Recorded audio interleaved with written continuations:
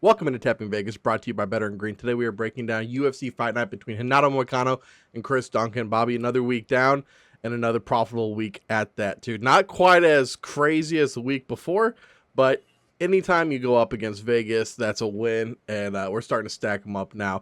And I had won the Tapology prediction group 2 weeks ago. Bobby, you won last week, so congratulations, man. If you guys would like to compete against us, make sure you guys head over and join our Tapology group. We do have it linked on our website, bettergreen.com. We're going to give you guys 5 fights to win you guys some money this week. I've already placed a pretty big one a little bit earlier this week, and then did a half unit on somebody else that we're going to be talking about. But we're going to be starting with Azamat Bakoyev versus Tresean Gore. Bobby, I'll let you take it away, man. Yeah, this fight's pretty self-explanatory. Azamat Bakoyev going up against Tresean Gore. I mean, Tresean Gore is 5-4, just total in his pro fights in his MMA career. Not that old, only 31 for middleweight, pretty much at the prime of your career, if not close to entering it. So you can't really say that's the excuse, right? You can't say, oh, he's, old, washed up, or too much mileage. I don't really know what Tresean Gore's deal is, other than, unfortunately, just being honest, maybe he's just not that good. I mean, Yeah. I was kind of surprised going back doing research for this that he's been in the UFC since 2021, when he was on the Ultimate Fighter season. Had his 2 matches, his 2 fights, one against Ryder Newman, unanimous decision, Gilbert Urbina, KO, TKO. And then after that, making his real UFC debut, February of 2022, he lost to Brian Battle.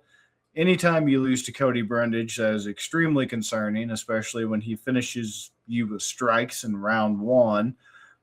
He managed to beat Josh Frem, nothing to write home about, and then managed to beat Antonio Trocoli, who is definitely probably going to be getting cut from the UFC. I just cannot see a world where that man is still, with the organization after 4 straight dropped, fights, 3 by finish in round 1. I just don't see it. And I have no idea how Mantis Kudranashviket did not finish him a few weeks ago. He's not won a single fight in the UFC. So that is not saying much at all when you beat, Trocoli. They lost to Marco Tulio, missed weight against Rodolfo Vieira, lost to the corpse of Rodolfo Vieira. I mean, the guy is like, you would think he's 50 with how long he's been competing, not only in BJJ, but just, MMA in general and everything else. But the man hasn't even been in the UFC that long. It just feels like forever since it was COVID when he came in, and he just fought a who's who and grappled with a who's who of the welterweight division. The middleweight division. And yeah, losing to Vieira does not inspire confidence either. And missing weight at middleweight is also you just can't excuse that. So unfortunately, as a result of that, you got Azamat Bakoyev. The guy has only lost to Yusri Beljari, who, on this show last week, we actually, told you, hey, this guy Belgari should not be the underdog in this fight. And look what happened. Look who was right. So there's absolutely no shame in getting finished by punches in round 3 to Belgari, because that dude is looking elite. He's going to have some trouble with grapplers down the road. Let's just say that, wrestlers. But for now, looks phenomenal. Beat Zach Reese with ease. Beat Ryan Loader with ease. This fight pretty much is self-explanatory. I'm not going to waste anybody's time with any more. And as a result of it being self-explanatory, you're not really getting much for this. You got Bakoyev at minus 650 on money line alone. Tresean Gore is a plus 470. Bakoyev's got 94% of bets, 6% on Gore. KO TKO for Bakayev's plus 120, subs plus 4, decision plus 2. Why not? I'll go KO TKO Bakayev. Be shocked if it, went past round 1. So there we go. Yeah, I agree with you. I'm going to keep this short so we can move on to the next one. Like you said, 94% of bets on Bakayev, 82% of the money. That's just because he's such a big favorite. There's a bunch of sharps putting about, was that 12% of the handle on Gore just in case. It's MMA, anything can happen, but this line is correct. I agree with you. I'm going to actually do, just to be safe, I also think he gets the finish, but you can get the KO and sub at minus 145, which is actually a really nice number for a double method on a guy that's minus 650. So they're giving us a little bit of a gift there. I think I'm going to take it. You know what? I'll just change it to the same if it's that good. Because Yeah, it's going to be a finish. It's just, yeah, how does Bakayev want it? exactly. And I mean, like the plus 120 is good because it's plus money, but getting that little extra layer of safety there. And minus 145, that's still a bettable number.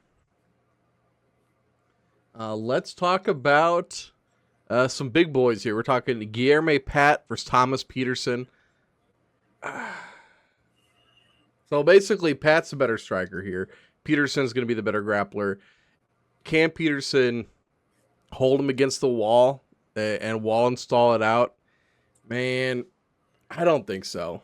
I was watching Guilherme Pat. He's got some power. Not like Sergey Pavlovich power, but he's got enough, and he's definitely a good enough striker that if this goes to decision, I mean, really, this is going to have to be like that one fight we saw with, I forget, Finley, where he just like put his nuts on the back of the dude's neck and just like stood there Valentine? against the cage. Yeah, versus Valentine. Yes, Valentine? that fight where they didn't do anything. That's exactly what Peterson's going to have to do to win this fight. I like Guilherme Pat here at the plus 100. I mean, this is a heavyweight fight, and it's over 2.5. We're getting a two and a half round number, and then it's minus 115 either way. So they're saying, you know what, this could very well be be one where somebody just gets held against the wall the whole time. But also, we're not completely sure because it is heavyweight, and someone can get starched at the drop of a hat. The part that makes me a little nervous here, Bobby, Guilherme Pat, 70% of the bets, 65% of the money. And he's still a plus 100 underdog. I feel like that line hasn't moved. And if it has, it hasn't moved much. Let me see what I got him at when I bet him. I think it was at plus 100 also. It might have been 110, but I think it's at plus 100. And with that money coming in on the underdog, I would like to see that line move a little bit. Well, dude, I got Guilherme Pat at minus 108. Oh, crap. So that would suggest that, I mean, we're getting a reverse line movement. There's money coming in on Pat, and his numbers getting better because of it. What does Vegas know here? Oh, I really don't want to take Peterson because I really didn't like Peterson. I don't know. Do you think he can hold him against the wall the whole time? What do you think, Bobby? Well, my biggest concern with this is you got Peter Puffer Peterson, who is currently riding a remarkable, as we've discussed a few different fighters with this accomplishment on this show before. Loss, win, loss, win, loss. If the pattern holds up, he's due for the dub. He's due for a W. So maybe he puts his Peter on O'Gilliam, O'Gilly Bear, and just puts it right there on the neck and just kind of keeps him in like a control type position. Or, hey, I don't know. It's kind of tough to predict. Or maybe old Gilliam goes out there and somebody's going to get their ass beat, get them. Somebody's going to get their wig split, beat them up.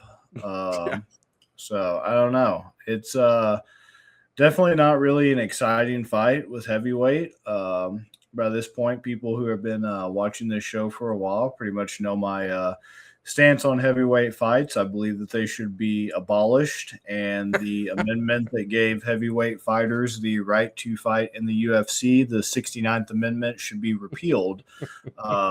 So I would not shed a tear if that entire division was cleaned out and everybody had to go on Weight Watchers or attempt to make it onto an NFL practice squad at this point. But, all that being said, I'm just going off what DraftKings is giving me right here, right now, in front of my little plums with old Pat at plus 100. Peterson at minus 120. 70% of people are on Pat, which is a little bit concerning. 30% on Peterson. I don't know. It's fucking heavyweight MMA. I don't even know. I think I eventually on Tapology ended up going with to quote Rose Namajunas, fuck that, call Pat. So I'm going with Pat just for the vibes.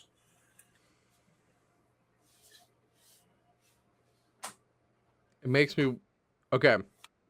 So if you're gonna go Pat, can I switch mine to Peterson by decision at plus 200?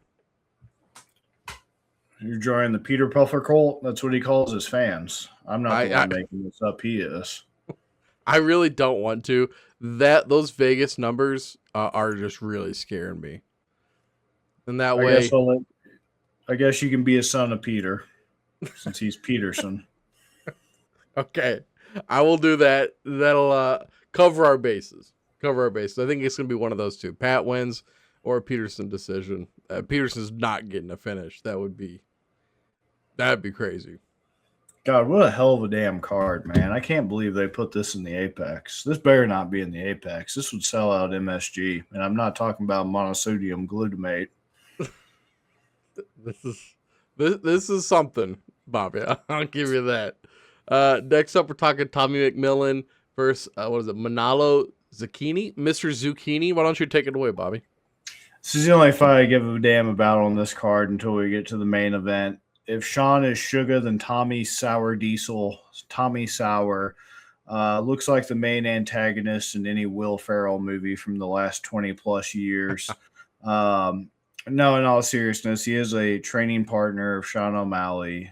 Tim Welch is their coach. He goes to that MMA lab in Arizona, pretty good gym, decent coach. For all the, complaints about O'Malley, et cetera, over the years, as I've said on this show many a time, guy does take his, career seriously, does take recovery seriously, seems to be pretty smart about things. It's just what happens when you meet Marab and you're just not a strong wrestler or a strong grappler. It happens type thing. So all that to say, Tommy McMillan is a very raw prospect. His Contender Series fight kind of demonstrated that. But where he is, promising compared to his mentor, I guess you could say at this point, Sean O'Malley, is he actually has, a pretty decent amount of sub wins. Which was always the biggest criticism against O'Malley was, how's the grappling? How's the submission game? How's the defensive, offensive grappling? And he's got 56% of his wins by sub. So a total of 33% by TKO. So that's pretty cool. That Contender Series fight, like I said, was exciting, but also had kind of, shown some weaknesses. He's just very raw, unfinished, needs to round out his game, be better defensively, more sound in that regard, that sort of thing. But this is pretty much kind of like a tailor-made fight for him. He's only 28, he's 6 foot with a 74-inch reach, which is just massive at featherweight, to be that tall with a pretty decent reach. He's fighting a guy who is 5'8", 69-inch reach, so significant height advantage, significant reach advantage, and he hasn't fought in 2 years when he, made his debut against Morgan Charrier and lost to body kicks in round 1.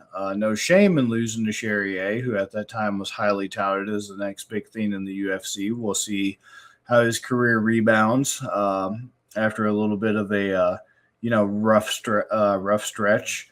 Against Melquizo Costa and Nathaniel Wood, in between beating, Nate Landwehr. Shout out to my boy Nate, one of my favorite fighters. But yeah. Tommy McMillan already is, looking better as a grappler. I think he probably does get it done by sub at this point. Zucchini hasn't fought in 2 years. This is only his second UFC fight period. I just think it's kind of a tailor-made matchup for Tommy McMillan. I think the UFC is trying to build him up. They see that he's with Sean O'Malley and Tim Welch. Very similar, exciting guy. Doing a lot to market and promote himself, things of that nature. I mean, how can you? I mean, it's kind of hard to see it any other way, at least to me, when you have like a pretty good damn matchup for him. I mean, the age isn't a huge difference, but the height and the reach are very dramatic. The 2-year layoff, you've already lost one, so it kind of feels like you're just being fed to another prospect like he was against Charrier. And of course, upsets can happen. I just don't think this is going to be the case. I think McMillan gets it done. I think he gets it done pretty handily, and we see if that team can produce another. I mean, it's too early to talk about a champion, but at least another strong contender in a weight class. I think they can at least do that. Welch isn't a terrible coach. Obviously, Sean O'Malley is a top guy and has been for a while. And I mean, yeah, you're not. This is the worst fight on this card odds wise. Minus 1350 money line for McMillan. Which if this was anybody else, with even a little bit of justification, I'd be going on the opposite side of this. But I mean, once again, I can't justify taking Zucchini here, even at a plus 800. I just simply cannot. 21% of bets are on Zucchini, 79% are on McMillan. Yeah, and apparently Vegas is pretty sure the sub's going to happen as well, minus 135. I'll do a KO TKO sub double method, and whatever it is, I'll just eat it and it'll just bust everywhere.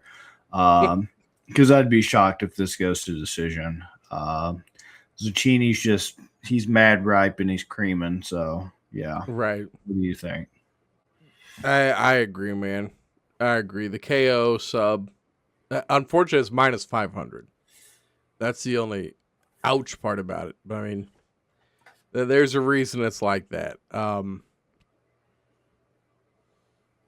was trying to think how dangerous I wanted to be. I was like, we could make that a 5-unit play, so we get a full unit back. But that's a lot. It's a lot to risk for just getting 1 unit back. It looks like 69% of the money is on Zucchini. Once again, Nice. they're chasing that. Yeah, right. They're chasing that plus 800 number. 31% of the money on McMillan. But once again, you got to remember when we're talking about these bet numbers and percentage of the handle, this is only money line. So this is not talking any of the methods or any of that stuff. So 31% of the money. That's a lot of the money for somebody that's minus 1350 because you're getting paid nothing on that. So having even 30% of the pot, that's actually pretty impressive.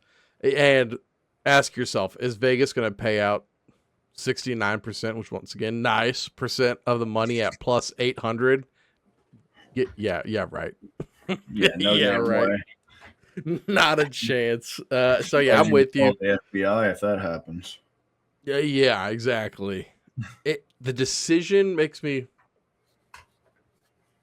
I kind of just want to do 5 units though on it to win a unit because I feel like it's not gonna go to decision, right? I mean, it'd be shocking, and that's how a few of McMillan's wins have come about. He kind of had the old club and sub, kind of had them stunned and spider monkeyed on their back and got that RNC locked in. So I think KO TKO sub would be pretty reasonable. I just don't see Zucchini doing it, man. I can't. Are you confident? We're not gonna put it on the graphic because I already there's so much stuff on there. I don't want to dirty it up. But for just a bonus for listeners, did you want to make that a 5-unit play? So if it hits, we get a unit out of it. 2.5 for me, 2.5 for you. Why not? It's why we got to put the sack on the table. I like Otami Sour. I like Otami Sour Diesel. He's somebody I'm watching with interest. He's probably going to be the only fight on this godforsaken card I actually tune into. Well, I don't know about that, Bobby, because we got a couple foxy Verna Jandarobas coming up next. We have Verna. Oh, dude. I know. First Tabitha Ritchie. Verna is a minus 135 favorite now. I landed her 2-3 days ago. I put a pretty big bet on Verna, Bobby, and that was because she was at a minus 120. She is just continued to go up, minus 135. Now, I did post it on our page yesterday when she moved to minus 130. I was like, you got to get in because this line's going to keep moving. Right now, and that's only because Tabitha Ritchie's on a pretty nice streak, I believe, right now. She's looked pretty decent, but we got to remember Verna coming off, I believe her last fight was that loss, right? She lost to the Lost to the belt. champion. Exactly. The champion, Mackenzie Hearn. Mackenzie Dern, yes. So people might be just be looking at that because I don't understand why she has 62% of the bets, 60% of the money. So it's just slightly moving that line because the money's still, 60-40, that's close-ish to that 50-50 split. So they're not going to make these numbers go super out of whack. They want people to keep betting on Richie here. Keep that number reasonable. Man. I'm just so confident in Verna Jandiroba getting this one done. And at minus 135, you don't need to even do a method for this one. So I am all on Team Verna here. What do you think? Yeah, there's not much else for me to add to this. I'm also on Verna Jandiroba. She's good. She's pretty much been consistently at the top of the division for a while now. No shame in losing to Mackenzie Dern. She beat Jan Xiaonan, Amanda Lemos, Lupita Godinez, Mahina Rodriguez, Angela Hill. Lost to Hebos, but that was 2021 when Hebos was actually decent. Just been pretty much tearing it up. She had a little setback to Esparza in her debut, but that was before Esparza just went downhill. Ever since then, she's just kind of just been on a streak and she's getting a little old, which is concerning. 37, pretty old for a women's division, especially, at that weight class. But Tabitha Ricci, even though she's 31, that's not enough to move me on this because, she just finished in her last fight last July, Amanda Hebos with strikes. Amanda Hebos is unfortunately a shell of herself. She beat Tisha Pennington. Who cares? That was 2024. Tisha Pennington should have retired 6 years ago before that. You just kind of look at her level of competition. And it's like, other than Jillian Robertson, Polyana Viana, Colby Covington beat the hell out of her one night. Like, get the hell out of here. It's not impressive. When she faced her pretty, steep competition step up against Furo, that's a hell of a debut to have to face. So no shame in losing, but you also can't just keep can crushing, right? Like Jessica Penne, right. I didn't even know in 2023 she was still in the damn UFC. I said Lupita Godinez already said Tisha Penne. Angela, been in, won 18 fights, lost 16, ain't killed a motherfucker yet. Like, come on now. Like, Angela, kill me, please, Hill instead of overkill. Like, really, that's kind of like one of your best wins. This is like lapping the poor kid in the wheelchair and then just thinking that you're the fastest one in the class. It's not doing it for me. So I'm pretty much in lockstep with you on this whole Verna Jandiroba thing. And literally the only thing that's got me wanting to tuck it in between my legs is just simply the age. There's absolutely nothing else. Nothing at all. Height and reach is also with Jandiroba, so. I agree, man. So let's just get straight into the main event then, man. Chris Duncan versus Renato Moicano. I think this is probably one of the tougher fights that we talked about on this card. Maybe not. Right now, 33% of bets on Moicano, 29% of the money, 67% of the bets on Duncan, 71% of the bets. Once again, Duncan's a favorite, minus 166. So seeing sharp money, not on the dog here. That's tipping its cap a little bit towards Duncan. I wonder which way you're leaning here, Bobby. I just think it's a bit ridiculous that we're giving Duncan the advantage in this. I get Renato Moicano, 36. It's getting a little bit old, a little bit of wear and tear. I understand. But he's 27 and then 1 in his whole entire fighting career. And, oh, dear God, I forgot he lost to Beneil Dariush in 2025 last year. Jesus, that's a bit concerning. I called that one too. Just saying. Yeah, I did not think that was going to happen, my guy. That is absolutely insane. You know what? I'm going to keep thinking about that while I rattle off the rest of this here. Islam Makhachev, I mean, come on now. Yeah, And no. then he beat BSD, beat Jalen Turner, Drew Dober. I mean, man, that is really just a blip on the radar. That is insane. I don't remember that fight, so I'm actually not going to make too much commentary on that because I just don't remember. You Chris blocked that one out. Duncan, 32. I like Chris Duncan. I want Chris Duncan to win. I just don't really. I don't know. Rebecca's a good win. I used to like that guy. I thought Rebecca was going to go somewhere, and he just really didn't. Now he's skidding out 1-3 in his last 4, and you're getting pounded out by Diego Fajea. That's just fucking insane. All right, I don't really know where I'm going to go. Like I thought I did before this. I mean, I really thought Jordan Vucinic was good. He just absolutely demolished him. Rebecca was decent. McKinney's kill or be killed. That doesn't really move me too much. I don't really care about Belogi Okie We just saw him get killed again for the 4th time. Jesus ain't the only thing that's going to be getting risen up again this weekend. That's for damn sure. Because apparently Belogi also is like Lazarus. Man just gets absolutely destroyed and then makes it back a few Saturdays from now to wash, rinse, and repeat and do it all over again. And can I mention real quick too, Bobby? These two train in the same gym. Who, Belogi or Chris Duncan and Moicano? Chris Duncan and Moicano. Oh, that's right. They're both American top team, even though Chris Duncan is from why don't you move? Scotland. I mean, at least he beat Ass Smoosh. It'd be a really damn shame if you lost to a guy named Ass Smoosh. Oh, yeah, this was a guy I forgot that when I watched this Contender series, he lost to fucking Vyacheslav Bushlev. Oh, God, yeah. I'm not that great. I really tricked you into thinking I was.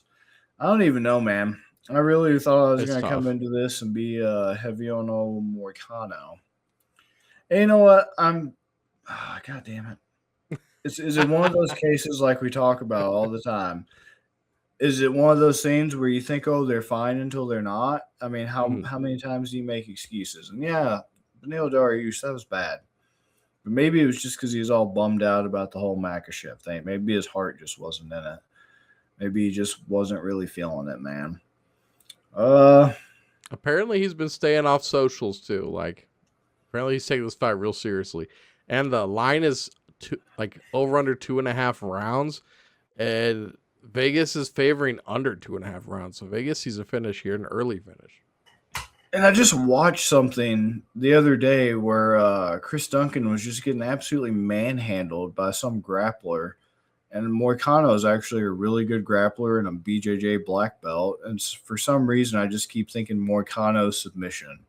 That's what I just kept thinking this whole time was like Moicano submission.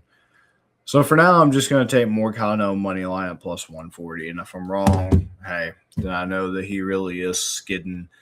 And, Grandpa's going to be in a home soon. And he just is the latest, long tenured UFC fighter to finally just, put one too many loads in the Depends before he gets shipped off and nobody can really take it anymore. So we're sending him off to the Somali, finger quotations, skilled, end quotations, nursing facility that isn't very skilled and not much of a nursing facility, but we just can't care for Grandpa anymore. And, it is what it is at that point. So Moicano money line, what do you think? This one's tough, man. I really, like you said, it's tough to predict this one because I can see it going either way. I feel like this should be closer to a minus 110 for both of them. So I initially started on the Moicano side because you're getting that plus money. But I don't know, man. Duncan's so durable. Like Moicano got BSD out. If he can get BSD out, I think he can get Duncan out too. So that the rounds just throwing me off. But then I don't know why we're not seeing sharp money on Moicano. And I would feel like Moicano would be the more public name too. But he's not. He's 33% of the bets, 29% of the money. So like, man, that's really strange to me. And I changed on Peterson because that the money was too strange to me. I think I'm gonna do it again here. I think I'm gonna have to take Chris Duncan. I'll just do Duncan money line. Yeah. I mean, is it gonna be a finish? I mean, it's 5 rounds. I feel like somebody's going to get finished. And you said that they were saying less than 2.5, right? Yeah, that's what I'm saying. They're thinking it's gonna be a finish for sure. So KO submission from Duncan. See, it's only minus 115. It moves it from minus 166 to minus 115. What's that KO sub for Moicano looking like? KO sub for Moicano's plus 215. Okay.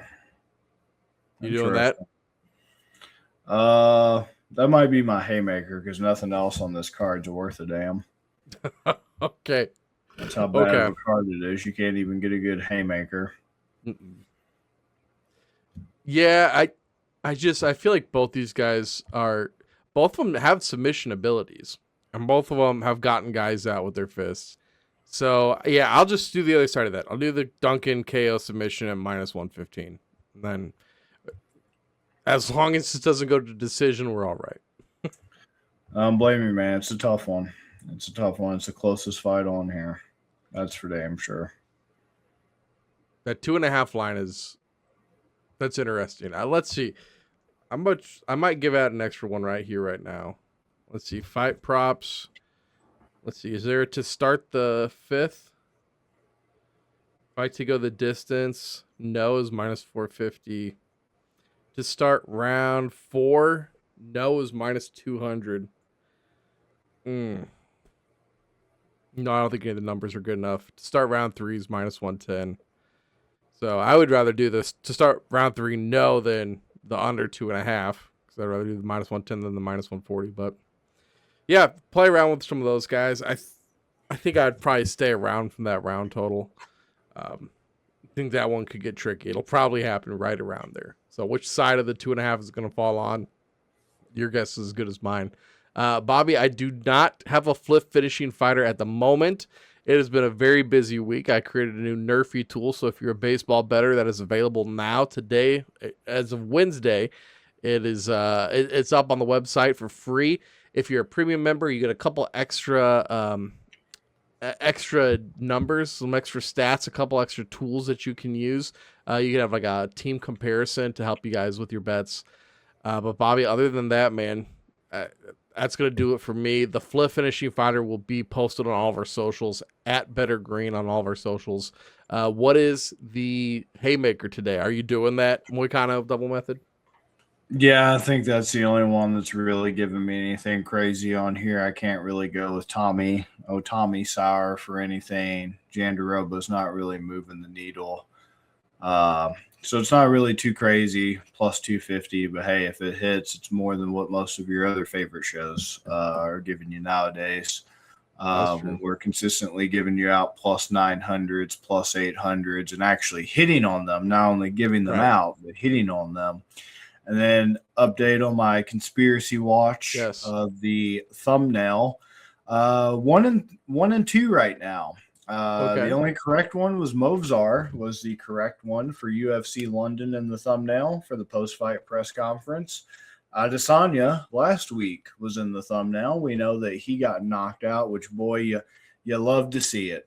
You love to see it. What can I say? I told you I had to do some voodoo hoodoo last week and go against my gut and what I wanted to make sure that it happened. I took one for the team and cursed them. And boy, that like round and a half had me shitting bricks. I thought he was going to do it. I thought he was actually going to hit the little style bender, little parlay or whatever. Thought he was actually going to hit it. And I was like, well, hey, I've set myself up for success here either way. But thankfully, he snatched defeat from the jaws of victory and ended up where he needs to be. And then we had Max Holloway and the Oliveira fight, who was, the thumbnail for that. And Max Holloway did not win. Let me see if this stinker has somebody on the thumbnail, somebody that I can see within a reasonable amount of time here. Shoot, it might be us. Updated. Oh, we got Moicano. We got Moicano in the thumbnail. 1-3. Might be. So that's Conspiracy Watch, UFC post-fight press conference thumbnail before it actually begins. Who's in the thumbnail? Is it a wink and a nod? Is the UFC fixed? So far, no. So far, it is not fixed. They do not put the winner in the thumbnail for those with eyes to look into it, man, and stop being a sheep. So Right. Well, Bobby, thank you for tracking that, man. Thank you for joining me tonight, guys. If you like this content, make sure you do subscribe to our channel. We have been stuck at the 1,154 for forever. So, as a small channel, the subscriptions, telling your friends about us, it really helps. So thank you guys. Like this video. Leave us a comment down below about who you're on, because I would really like to know, is there fights we didn't cover that you guys are betting? Because this is not a very good card. I don't think I'm going to be betting any of the ones outside of the 5 that we talked about, Bobby. But we'll be back next week, guys. And as always, we interact with you guys over on our website, bettergreen.com. There's plenty of games stuff over there as well. Please check it out. We'll see you guys on the next episode of Tap Your Vegas. Peace, guys. peace.